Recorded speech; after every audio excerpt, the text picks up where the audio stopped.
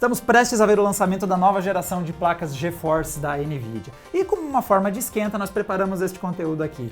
A gente pegou várias placas da série 80 da NVIDIA, rodamos vários testes para ver a evolução de tecnologia e desempenho que a gente tem durante esses anos. Assim a gente consegue ter uma visão de como a linha evoluiu e, quem sabe, um pouquinho, uma visão de como, para onde ela vai.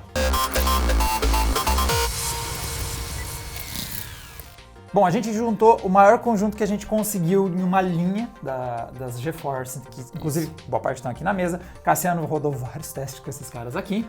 Eu priorizei as placas de vídeo que a gente tinha desde a GTX ou até a 0TX dadas como GeForce. Então, tem uma confusão na linha dos lançamentos, mas basicamente aqui a gente tem são 12 anos de evolução. A gente tentou.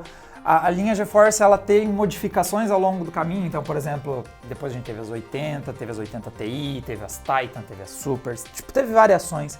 Pra gente tentar criar uma continuidade legal para fazer esse comparativo, a gente optou pela linha 80, que é uma das mais estáveis. Depois a NVIDIA começou a criar patamares acima dela, às vezes ainda mais por acima. exemplo, tem vários modelos como 490 ou 690 que são dual chip.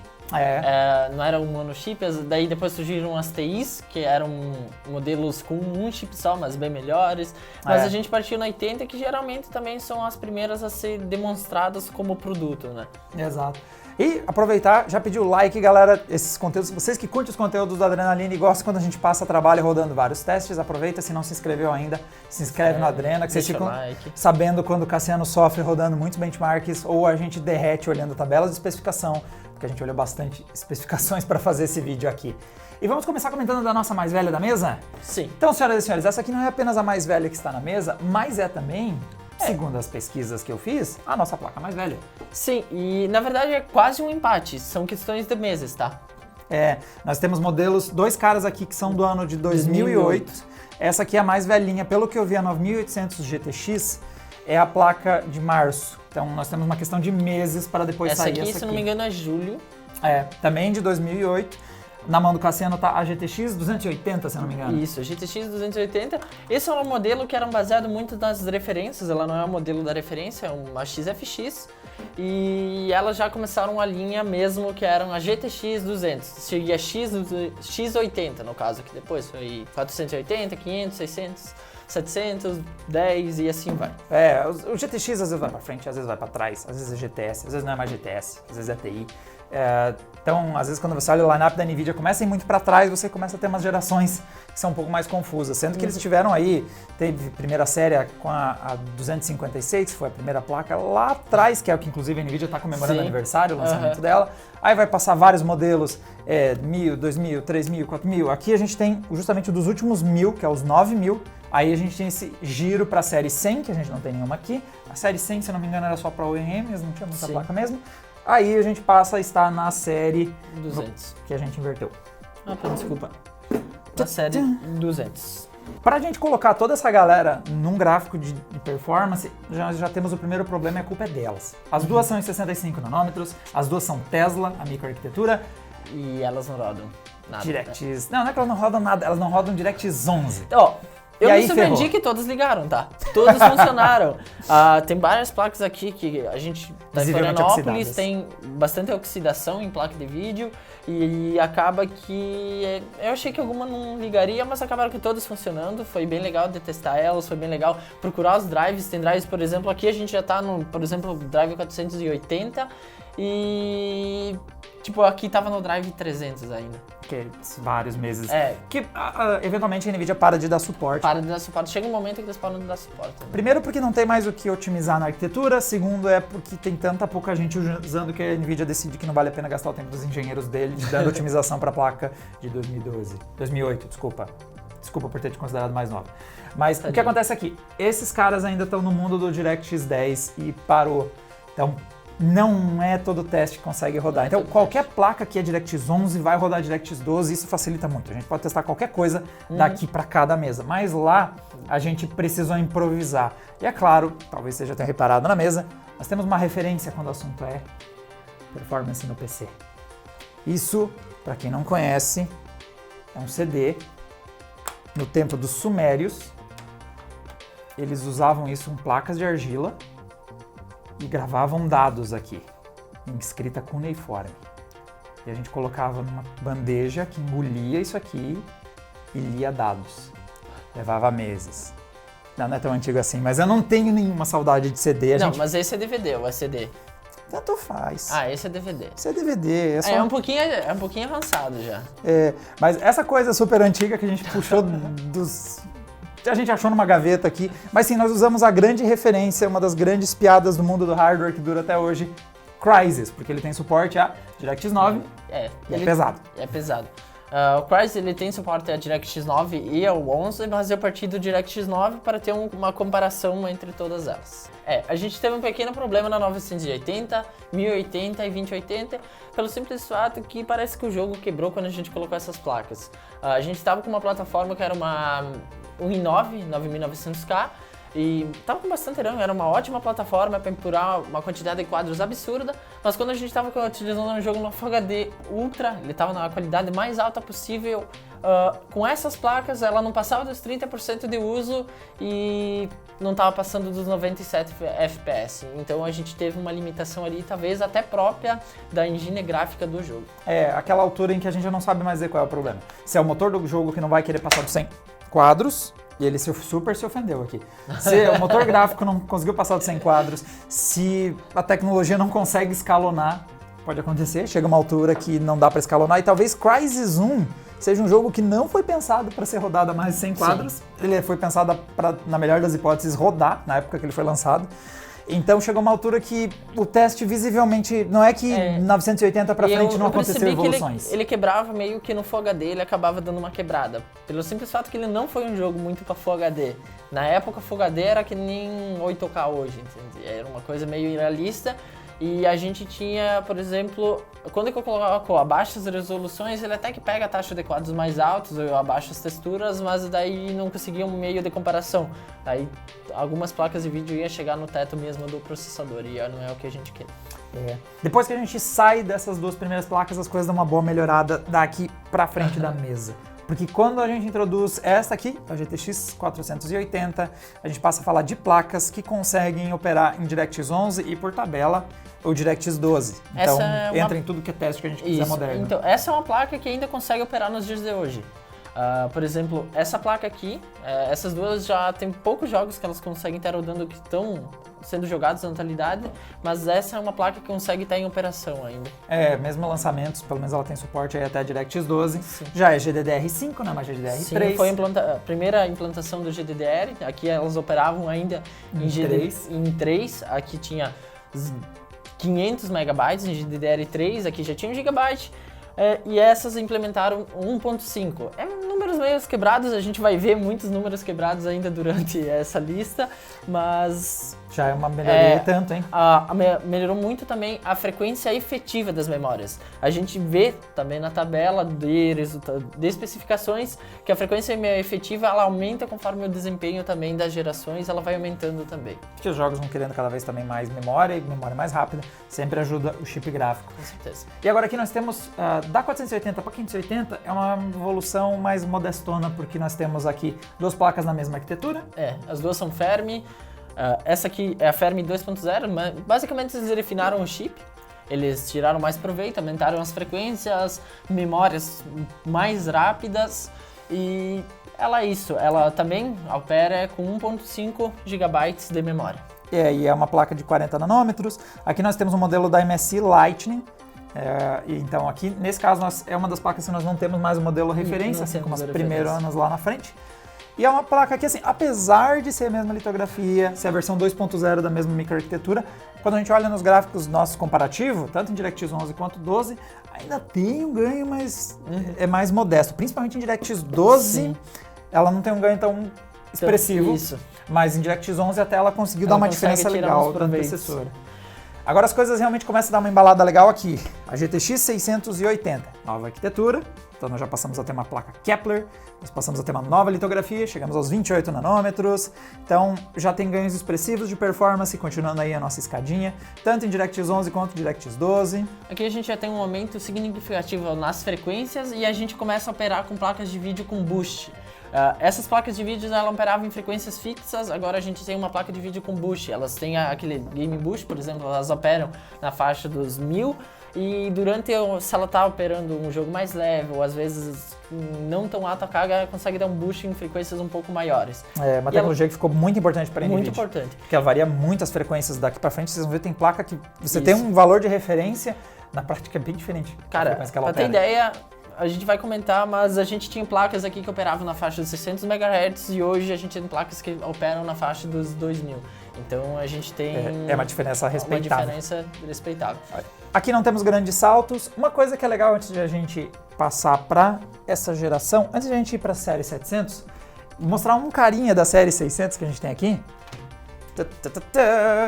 Nós tivemos algumas placas dual GPU, então além da linha TI acima, né, que vai aparecer lá na série 700, a 680 ainda não tinha linha TI. Era só 90 mesmo. Mas a série 600 tinha outro rei da montanha, que é este cara aqui, que é a 690. Só que ela estava acima não porque era um chip mais potente, mas quando eu vir aqui atrás, vocês vão ver as estruturas, nós temos 2 chips aqui. Se vocês forem perceber, tem duas estruturas aqui onde fica visível que nós temos 2 GPUs. Era basicamente 2 GPUs da 680 em um único projeto. Então, a gente teve a 490 só existiu em rumor, ou pelo jeito projeto. Sim, projetos. A 590 existiu. Existiu. E agora a 690 foi a última, porque a série 700 não teve mais esse dual GPU para os gamers. É basicamente, galera, um SLI numa única placa. Isso era engraçado que as empresas apostavam muito no SLI nessas placas antigas, porque até modelos de entrada possuíam a conexão SLI. Então você permitia fazer SLI até modelos de entrada. A linha 60 tinha. Linha 60. A 950, ela tem um exemplo. É uma placa que a gente tem andando testado, os nossos programas que a gente faz, testa essas placas mais antigas e tal. E elas têm suporte a SLI. E foi sumindo aos poucos até ficar limitado só aos topos de linha. Isso. Agora, saindo da 680, a 780 é outra daquelas mesma arquitetura, mesma litografia, só algumas melhorias. Melhorou a frequência de memórias e melhorou a quantidade. A gente saiu de 2 GB para 3 GB, também um número quebrado, como eu falei. E isso ajuda elas muito nos dias de hoje para quem está procurando às vezes essas placas ou está tendo essas placas para estar jogando em Full HD, que geralmente a limitação era bem pouca em 2 GB. Ela tem ganho, se vocês olham o nosso comparativo, né, continuando a nossa escadinha de performance, mas de novo, não é dos saltos maiores que a gente tem, justamente porque não foi um diferencial tão grande assim em questão de tecnologias, de litografia e tudo mais. E uma coisa que vocês devem ter reparado, começou esse design, que ficou bem característico da linha Founders, né? Então na geração anterior a gente ainda tinha essa carenagem de plástico. Foi apresentado na 690 o modelo metálico, mas era ainda uma fan. Isso, aquele que a gente mostrou antes, no Dual Chip. Aí a série 700 já passa a ter parece que as Founders duas cruzaram e tiveram a 780. Agora vocês vão ver que a gente pula uma geração, porque a gente tá com a 700 e vai para 900. A linha 800, que estaria aqui no meio, ela existiu, tá? Ela existiu, mas eram chips específicos. A gente via em notebooks, por exemplo, a série 800. Mas GTX para desktop, ela não está aqui porque ela do not exist. Não existe. Tipo a terceira geração. A gente não tem terceira geração aqui. Foi pro lado da... ou tem em OEM algumas gerações, como é o caso aqui. Então... algumas gerações acabam que sendo pro lado, tipo... Pessoal, não sei. Tem explicação. A gente só aceita. O 3 também porque se fecha 3 fica 8, daí é símbolo do infinito, teoria da conspiração. Illuminati. Esta aqui é a próxima placa, 980, troca a arquitetura. Então a gente passa a ter aqui a... Qual que é mesmo aqui? Essa é a Maxwell. Maxwell, tá. Então nós temos aqui uma placa Maxwell, não trocou a litografia, então ainda estamos operando ali nos 28 nanômetros. E teve, novamente, essa é uma geração que eu gosto muito do salto de eficiência. Foi uma parte importante da NVIDIA, vocês vão ver agora, a gente ainda vai ter outro salto muito bom, mas esse aqui já é um salto relevante em eficiência que a empresa deu.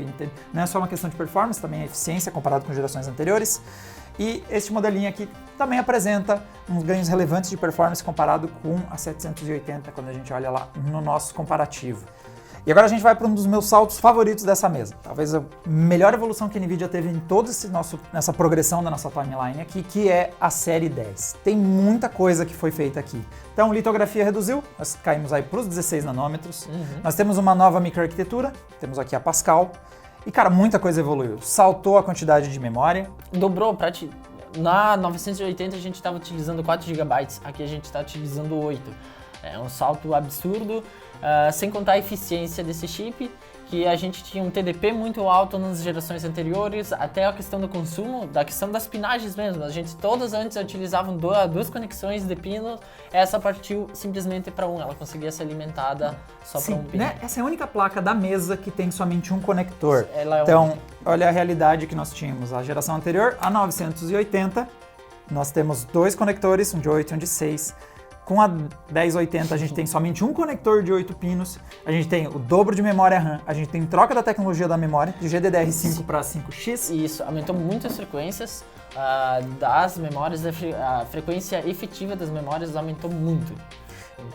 Então, em todos os aspectos, ela é muito mais eficiente. O que costuma rebater na parte de aquecimento também, por isso que o Cassiano até falou do TDP, mas consumo e aquecimento são 2 coisas que costumam andar relacionadas. Então, melhora a memória, melhora a quantidade, a velocidade, as frequências, o consumo e tudo isso junto, ainda assim também nós temos aumentos significativos de performance. Então, com certeza, se eu for escolher o momento que a NVIDIA melhor entregou uma nova geração, foi quando eles saltaram da série 9, né, das placas 900, para a série 1000. Isso aqui é, sem dúvida, para mim, o grande avanço tecnológico deles aconteceu nesse modelo aqui. Ele tem um monte de placa muito boa até hoje, 1050 e 1050 Ti, mostraram muita performance em notebooks, tudo isso uma junção dessas outras coisas que a gente foi mencionando, né? Menos consumo, menos aquecimento. Tem muitas dessas placas que são utilizadas em notebooks, por exemplo, pelo próprio consumo, né? Que elas conseguiram fazer placas muito eficientes. A gente tinha gerações anteriores de entrada, placas, por exemplo, 950, esses modelos mais entrada, que utilizavam até conexões de energia e hoje não necessita mais, que ela consegue só ser alimentada pelo próprio PCI Express, que isso... É um diferencial bastante importante.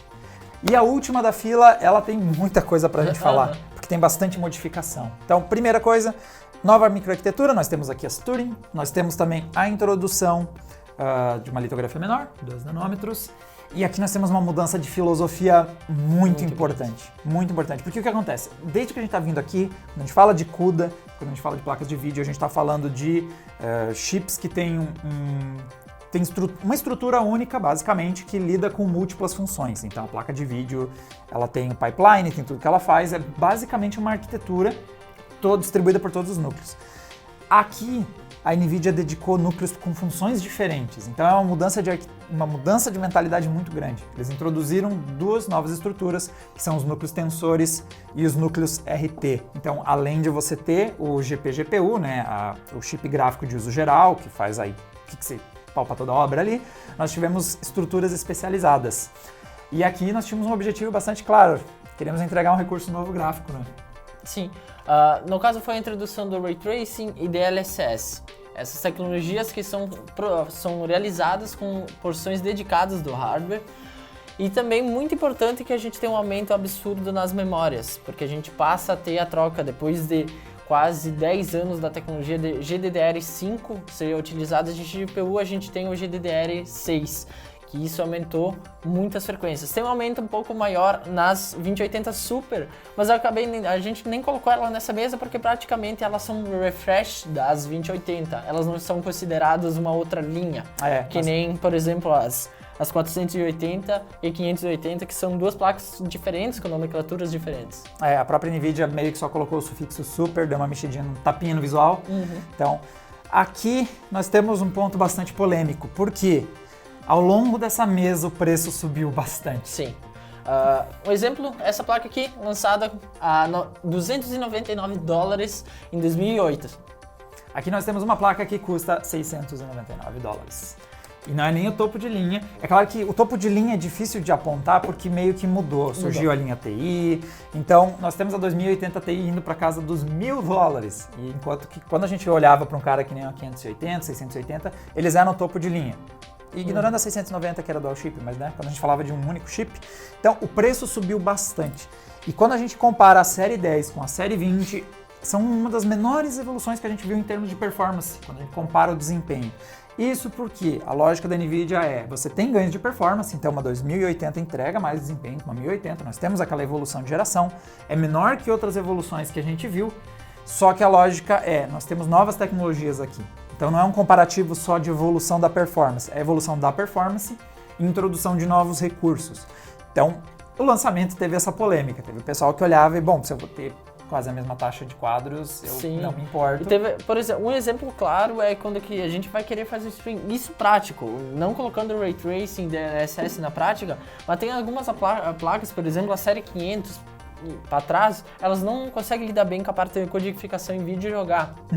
A partir das 600 eu consigo fazer isso, porque eu tenho já uma pequena porção do hardware, já começa a ter essa ideia sendo amadurecida pela NVIDIA. Eu começo a ter porções de hardware dedicada para estar fazendo essas funções de codificação ou estar fazendo uma segunda parcela, não só ter esse chip para fazer uma função única. Inclusive, essa aposta, né, nas novas tecnologias fez uma mudança no nome. Então você vê que a gente tinha várias GTX, tinha normalizado os nomes.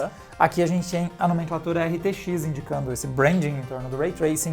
E assim, ela é uma geração que pagou o preço de também arriscar umas tecnologias que estavam incipientes. Então, DLSS a gente viu evoluir bastante, no primeiro jogo que a gente testou. Ray Tracing também teve uma evolução legal, desde Battlefield, que derrubava a performance, não tinha DLSS para compensar, ainda era bastante granulado os reflexos, comparado com Control, Wolfenstein, que eram implementações aí já mais robustas, mas é uma geração que pagou o preço aí de arriscar umas tecnologias que agora a gente vai ver.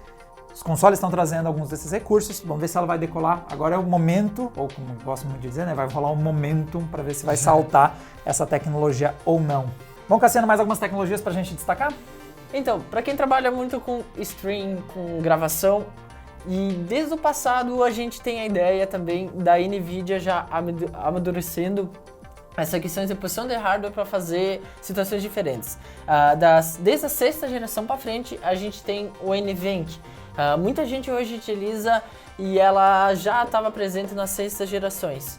Então é uma coisa muito utilizada, são pequenas porções de hardware feita para tu conseguir gravar e codificar vídeos enquanto que tu tá conseguindo aqui pra cá jogar. Isso como é uma estrutura dedicada, o impacto fica bem menor em performance. Bem menor. Então, cada geração a gente vê um salto bem melhor nisso. Principalmente na qualidade da codificação. Isso, qualidade, a perda de desempenho, isso tem melhorado muito. Outra tecnologia que eu queria destacar, e agora eu vou falar de uma excentricidade, é este cara aqui, que o Cassiano nem conhece. Quando ele entrou na Adreno, ele pegou esse óculos para tirar onda, ele não faz ideia do que é isso aqui. Eu aposto que muitos de vocês também não fazem a menor ideia do que seja isso. Mas nós estamos... E tá com bateria. Tá com bateria? Sim, tá ligado. Mas acho que tem que sincronizar. Precisa da base. Tem que sincronizar com a base para acontecer. Galera, isso aqui é o 3D Vision. É um recurso que apareceu na série da NVIDIA ali pelos anos de 2008, meio que junto com aquele cara, então. Junto com... mais ou menos nessa geração ali. Eu vi um suporte muito dado para série 400. O conceito do 3D Vision é o seguinte, galera. Este óculos aqui veio na esteira das TVs 3D e das coisas 3D, que meio que morreram menos no cinema, só que a implementação era diferente. Então, no cinema você tem um óculos filtra um tipo de luz, outro óculos filtra outro tipo de luz. A solução da NVIDIA era bem complexa. Nós temos aqui uma cortina que fechava. Então, aqui passava uma corrente e fechava esse lado, depois fechava esse lado, ficava alternando, eu não enxergava com um dos olhos. E ela fazia isso várias vezes por segundo. Fazer uma coisa mais simples, tipo só colocar um óculos simples. Então, uma das coisas dessa tecnologia é que ela era meio complicada, mas ela era feita para operar com monitores de 120 Hz, porque daí você tinha 60 quadros para esse olho, 60 quadros para esse olho, né, se você fizer essa divisão dos 120 Hz. Então, cara, isso aqui era uma solução bem complicada, precisava de um monitor de 120 Hz para você fazer ela operar corretamente, porque essa era a lógica. O seu monitor ia mostrar 120 quadros. Um era para esse olho, outro era para esse, outro era para esse, outro era para esse. E ficava se alternando. Eu gostaria de testar um dia isso ainda. Ou tem algum Call of Duty dos velhão que tem suporte. Algum Call of Duty. Eu acho que o Crysis, como a gente testou, acho que o Crysis 3 talvez tenha suporte a 3D. Não sei se é o 3D Vision, mas ele tem suporte a 3D. Eles chamavam isso de 3D estereoscópico, para você não confundir com o 3D que a gente tem aí direto. É aquele 3D que você tem a sensação de profundidade. Eu lembro de ter jogado um Call of Duty, não vou dizer que era ruim, mas é o grande problema das tecnologias estereoscópicas. Era, tipo, muito complicado para fazer isso aqui funcionar.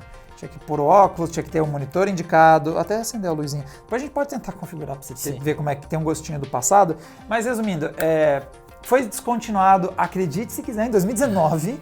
Tava dando uma olhada, foi só ano passado que ele foi descontinuado. É sério? O suporte só acabou ano que passado. Só que jogos dando suporte... Quer dizer que a 10ª geração ainda tinha suporte?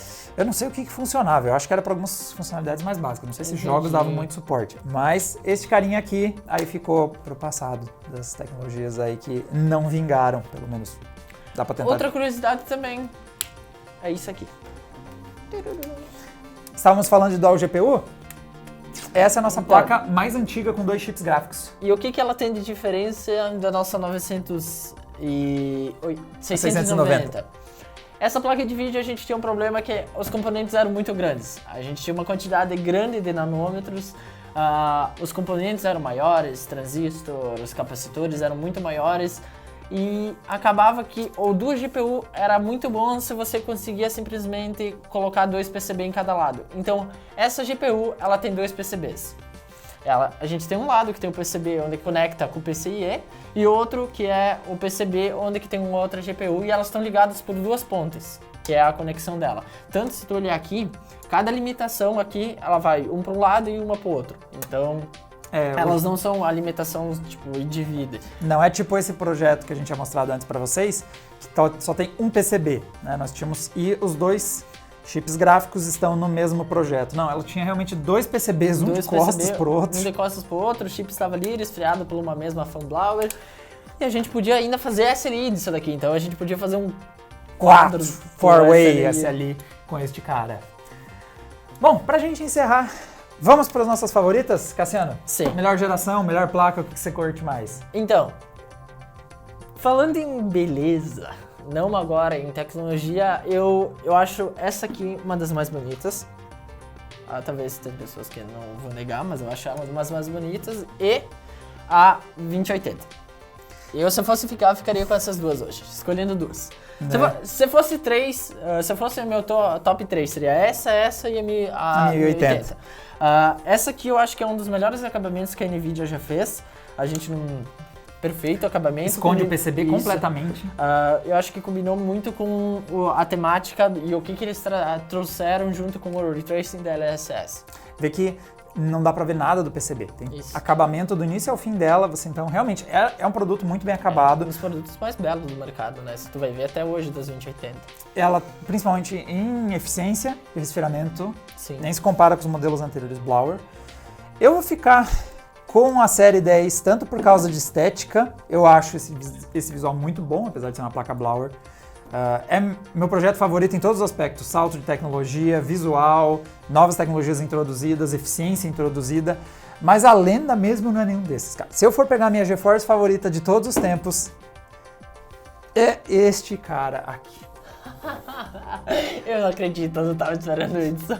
GTX 750 Ti. Quem acompanha o Adrenaline há muito tempo sabe o quanto que isso aqui na minha mão é um mito, cara. Essa é a placa de entrada da série 700. Se eu não me engano, a primeira placa que a gente não tinha alimentação de energia, que já operava numa fonte de 350 watts, era a recomendação dela. Nossa, essa é guerreira. E ela entregava um nível de performance que fez ela ficar anos como a placa do PC baratinho. Então, por muito tempo, esse cara era sinônimo de performance por baixo custo com alta eficiência. Esse aqui é um mito na minha mão. É pesado, é a placa mais pesada que eu segurei ao longo desse vídeo. Tem muita história aqui nessa minha mão. É provavelmente a minha GeForce favorita de todos os tempos por conta disso. E para fechar, outra curiosidadezinha. Pode ser. Nós temos a linha FX. A NVIDIA teve uma linha que se chamava FX. Obviamente não é os processadores FX, não é um AMD FX, mas a série 5000 tinha a terminologia FX, que é uma coisa curiosa que depois a AMD passaria a usar a nossa linha de processadores. A gente também tem a série 16, que está aqui no meio, mas elas não tinham linhas topo de linhas, por exemplo, que não está aqui. Tinha as linhas Super, que foram simplesmente o que a gente também não colocou. Aquele incremento de memórias, então. Mas assim, para a gente tentar ter uma visão geral, colocamos todas as 80, né, que são, em alguns momentos era a placa mais potente do mercado, em alguns momentos tinha uma dual chip acima, e depois a NVIDIA acabou criando esse segmento mais premium ainda. Aí surgiu as Titan na série 700, e aí É uma coisa que a indústria como um todo fez, né? Nós tínhamos os produtos premium, aí a indústria inventou os super premiums, celulares fizeram isso e placas de vídeo acabaram fazendo isso também. Bom, galera, se vocês quiserem ver os nossos gráficos de performance e todas as tabelas que a gente foi listando aí de evolução tecnológica, nós temos um artigo em texto, então vocês podem ver lá o gráfico, pode ver a nossa listagem dos componentes, a evolução, nanômetros diminuindo, frequência subindo, vocês conseguem ver. Tem gráficos bem legais lá que a gente pegou todas as informações e colocou no comparativo só para ver realmente o que é a evolução de cada geração. Exato. Se você gostou desse hardware porn na mesa, galera, assina o canal que a gente tem muito conteúdo sobre isso. Se você gosta dos conteúdos que a gente gera, assina assina o Adrenaline. Também tem essas belezinhas, aparecem muito no Adrenaline _oficial, que é a nossa conta no Instagram. Então, se você gosta de olhar para coisa bonita de hardware, o pessoal que está acompanhando a página do Adrena no Instagram já tinha visto um pouco do que tem aqui. Então, se você quer ver antes de sair no vídeo ou quer ver mais detalhes, a gente sempre tem fotos e vídeos que a gente vai postando por lá. E com isso a gente encerra esse vídeo e estamos esperando a NVIDIA, hora de conhecer a nova geração, hora de pôr um novo carinha no canto dessa mesa. Então, cara, vamos ver o que eles têm a entregar. Expectativas? Expectativas, a gente tem novos rumores, tem talvez a volta das 3.900... Final 90 parece que vai voltar. Parece que o final 90 vai voltar.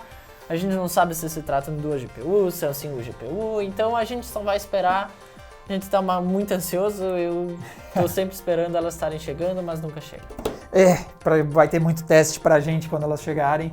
E vamos ver, 4K quem sabe seja uma questão superada? Com certeza, 4K espero que 4K, talvez? 4K 120 frames pra mim tá bom pra essa geração. E Ray Tracing também não ser mais um problema, você não vê muito cair os quadros quando você liga, ou pelo menos o DLSS fazer sumir essa questão de quantos quadros você perde. Bom, galera, assina o canal que vocês ficam sabendo quando os nossos testes com essa potencial nova geração da NVIDIA chegar por aí e o quanto sobrou da gente depois de rodar muitos testes em pouco tempo. Até uma próxima, galera. Tchau, tchau!